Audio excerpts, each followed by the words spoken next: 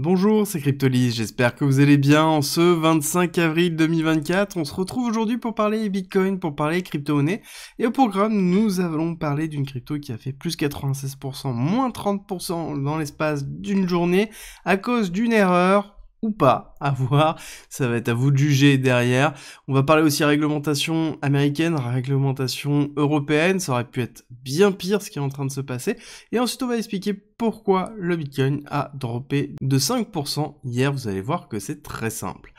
On va commencer tout de suite par HBAR, la crypto de Hedera qui a explosé de 96% avant de se faire dézinguer. Et oui, on a totalement racheté, enfin en tout cas perdu, vendu cette mèche. Pourquoi? Qu'est-ce qui s'est passé exactement? Très intéressant, c'est que nous avons HBAR qui a eu une double annonce, mais qui n'était pas une véritable annonce. C'est-à-dire qu'on a cru, l'espace d'un instant, que BlackRock utilisait HBAR, Hedera, pour leur tokenisation, sauf que ce n'était pas le cas. En l'occurrence, c'était une annonce qui était biaisée par une des fondations qui est derrière le projet HBAR, qui avait annoncé ça, sauf que c'est la tournure de phrase qui laissait penser ça, alors que pas du tout, et BlackRock a bien pris le soin de valider le fait qu'il n'y a pas de relation commerciale, qu'il n'y aura pas de relation commerciale de loin, de près avec Hedera pour une tokenisation de quoi que ce soit au niveau de BlackRock. Donc grosse distance qui a été mise et qui a entraîné cette chute drastique au niveau de Hedera. Encore une fois, attention à la manipulation, je vous rappelle un petit peu ce qui s'était passé lors des fake news au niveau des ETF BlackRock, c'était quand même extraordinaire. Le mot BlackRock entraîne systématiquement dans les crypto-monnaies, un peu comme celui d'Elon Musk, une multiplication de la spéculation et derrière, il faut faire très attention. Attention aussi au tokenomics, un petit peu ce qu'on a vécu avec Renzo qui est un protocole de restaking. Je vous ai déjà expliqué ce que c'est. Pour faire simple, c'est le fait de pouvoir utiliser ces Ethers qui protègent déjà Ethereum pour protéger d'autres protocoles. Et Renzo est une couche au-dessus de ça qui permet de faciliter cette gestion. Bref, le plus important de voir, c'est que on a eu un impact très fort au niveau du cours à l'annonce des tokenomics pour deux choses. C'est que, la tokenomics,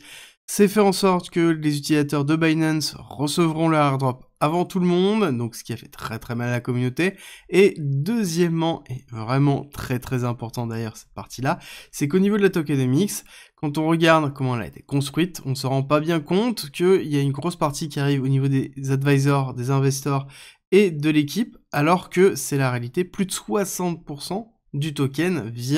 va aller directement à la team et aux investisseurs, ce qui est énorme en termes de propension, donc forcément il y a eu une réaction très forte. Mauvaise tokenomics égale généralement problématique de gestion du prix au niveau du projet, ça va être à suivre.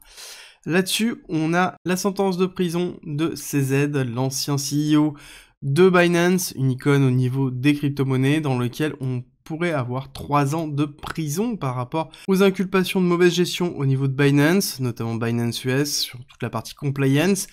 et c'est encore à voir, on devrait avoir les chiffres bientôt, donc on parlait plutôt de 18 mois, là on parle de 36, donc on a quand même doublé, ça va être intéressant de voir comment ça va être traité, surtout au vu de la personne et de l'emblème que c'est à l'heure actuelle au niveau des crypto-monnaies.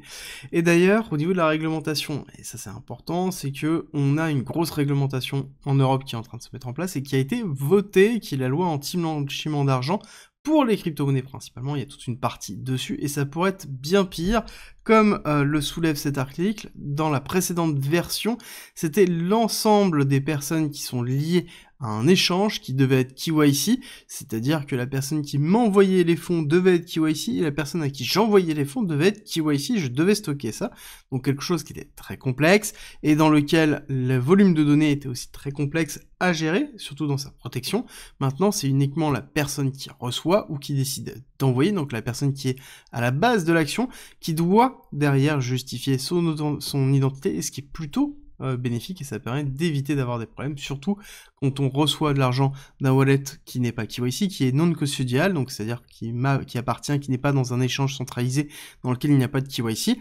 on n'a pas trop cette problématique-là, étant donné que nous-mêmes, on doit être KYC, ce qui est plutôt le cas si vous utilisez déjà des plateformes qui sont PSAN, ou en tout cas qui sont en Europe. À côté, nous avons Samurai Wallet, qui nous fait penser un petit peu à ce qu'on a vécu avec Tornado Cash, dans lequel nous avons aussi un principe, le même style que Tornado Cash en termes de protocole. Pour ceux qui ne se souviennent pas, Tornado Cash permettait de pouvoir dissimuler une partie des traces de transfert, c'est-à-dire que la blockchain, c'est bien, c'est anonyme, mais par contre, si jamais je prends un échange, je peux remonter d'où vient l'argent et jusqu'à quelle wallet, et j'ai accès au wallet entier de la personne. C'est comme si vous envoyez 50 € à votre ami et que votre ami puisse regarder exactement ce que vous avez sur votre compte en banque et les différents comptes qui sont associés. Et bien justement, Tornado Cash et Samurai Wallet permettaient de pouvoir en fait tout simplement complexifier cette remontée d'informations, ça la retirait pas mais ça la complexifiait, et en l'occurrence les deux principaux développeurs et gestionnaires de Samurai Wallet se sont fait arrêter pour blanchiment d'argent, 100 millions de dollars de blanchiment d'argent, et ils risquent 20 ans de prison, en tout cas 20 ans pour l'un, 5 ans pour l'autre, parce qu'il semblerait qu'ils étaient au courant du blanchiment d'argent et qu'ils n'ont rien fait de ce côté-là et qu'ils ont touché des frais sur le blanchiment d'argent. Ce qui est sûr, c'est que la réglementation devient de plus en plus stricte et on va avoir, je pense, tout ce type de protocoles qui vont disparaître petit à petit. Au niveau des différentes news économiques que l'on a, on est dans la période des earnings, ça veut dire que c'est la période dans laquelle il y a les résultats qui sont en train de tomber. Et ce qui est intéressant, c'est que ça entraîne quand même le SP500 à la baisse, dans lequel on a eu, oui, une tension baissière, tension haussière, parce qu'on a quand même des bons chiffres. Et là, qu'est-ce qui s'est passé sur le Nasdaq? Pourquoi hier, on a baissé très fortement? Bah c'est simple, c'est Meta. Et ce qui est intéressant, c'est que Meta a sorti des chiffres qui sont positifs, et pourtant, ça ne s'est pas vu. Et inversement, nous avons Tesla qui a sorti des chiffres négatifs, et on a eu l'inverse, une réaction positive. Du coup, quand Mark Zuckerberg, qui fait donc du chiffre, dit qu'il n'a pas de vision, ou en tout cas demande un petit peu de recul par rapport à ce qu'ils sont en train de faire au niveau de l'intelligence artificielle, versus une communication d'Elon Musk, dans lequel Elon Musk dit tout simplement « Nous ne sommes pas une compagnie d'automobile, nous sommes une compagnie d'IA et de robotique ». Donc c'est deux choses qui sont séparées. Et donc on voit bien que ce que le marché achète actuellement, ce sont une vision et non pas des chiffres. Et donc c'est pour ça qu'il faut prendre un petit peu de recul. Et encore une fois, ce qui est plutôt marquant, c'est la différence entre les deux personnages. Et ma question est la suivante. Si c'était l'inverse, si c'était Mark Zuckerberg qui avait fait ce type d'annonce, avec des chiffres négatifs, est-ce que ça aurait suivi ou est-ce que c'est l'aura que porte Elon Musk qui permet d'avoir cette hypervalorisation au niveau de Tesla? Dans tous les cas, le BTC a pris une petite claque avec ça, forcément corrélation se veut, on a eu un drop de 4-5%, on va expliquer pourquoi aussi. Ce qui est plutôt positif, c'est qu'au niveau des ETF, on est sur quelque chose qui se tient vraiment, c'est-à-dire que lundi, on était à 48 millions d'inflows, ce qui est plutôt positif, et ici, on voit qu'on a maintenu 40 millions, donc on a un chiffre qui est plutôt cohérent, et une diminution surtout des ventes de Grayscale Capital, ce qui est aussi très positif à maintenir. Et donc ça veut dire que on a un inflow qui rentre au niveau de BTC, qui arrive à maintenir le cours, mais à côté, on a quand même une grosse corrélation avec la partie macroéconomie et surtout Nasdaq, dans lequel la partie du drop qui s'est effectuée est aussi corrélée à ce qui s'est passé. Et comme d'habitude, on a une augmentation de la corrélation à cause principalement des différents ETF. Dans tous les cas, à partir du moment où on a de plus en plus de liquidités qui arrivent dans les ETF, à ce moment on aura de plus en plus de corrélation entre Bitcoin et les ETF, et ça c'est sûr et certain. Donc est-ce que c'est terminé? Pour moi je pense que non, on devrait aller retracer encore dans cette petite box là, dans laquelle on serait entre 62 800 et 61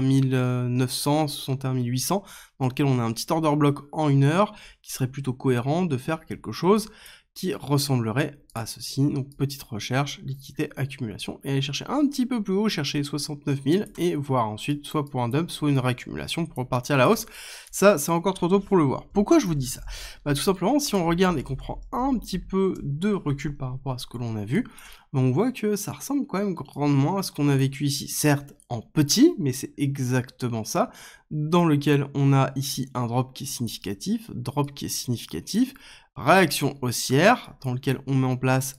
un premier high, ensuite on va faire la continuité du drop en plusieurs, on voit qu'on a exactement cette pattern là ici, d'accord, réaccélération haussière, on la voit ici, et ensuite on va chercher quoi? Le retest de ces zones là, on fait une petite distribution,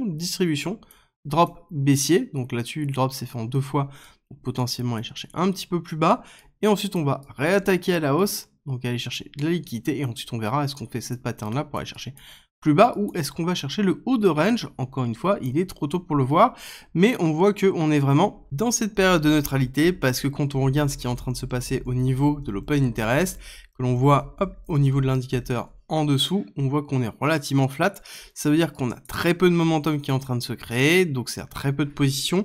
et même si on voit qu'il y a une petite réaction, ça reste vraiment petit au niveau de l'order flow, c'est-à-dire que au niveau des longues qui ont été construits par les top traders sur Binance, on a oui un petit rachat de cette baisse, mais ça reste vraiment très faible. On a un petit peu de funny qui est en train de se créer, un petit peu d'open interest, mais c'est vraiment très très léger, beaucoup trop léger pour considérer qu'on a un véritable momentum qui est en train de se faire. Et on va terminer sur la dominance. Au niveau de la dominance, on voit qu'on est dans une phase de construction, et tout simplement on est en train de retester quoi? On est en train de retester une box qui est plutôt cohérente, qui est la grosse résistance que l'on avait justement du mal à passer, qui devient maintenant support pour pouvoir reconstruire. Donc pour moi, on va repartir encore sur une phase de dominance de BTC. On rappelle que la phase de dominance de BTC, il y a deux possibilités, soit une hyper accélération de Bitcoin, soit derrière une chute drastique de Bitcoin dans lequel Bitcoin va résister beaucoup plus et les altcoins vont saigner beaucoup plus, et donc à ce moment-là, on aurait un Bitcoin qui repart. Par contre, ce qui est intéressant de voir, c'est que le marché n'est pas leveragé, c'est-à-dire que le marché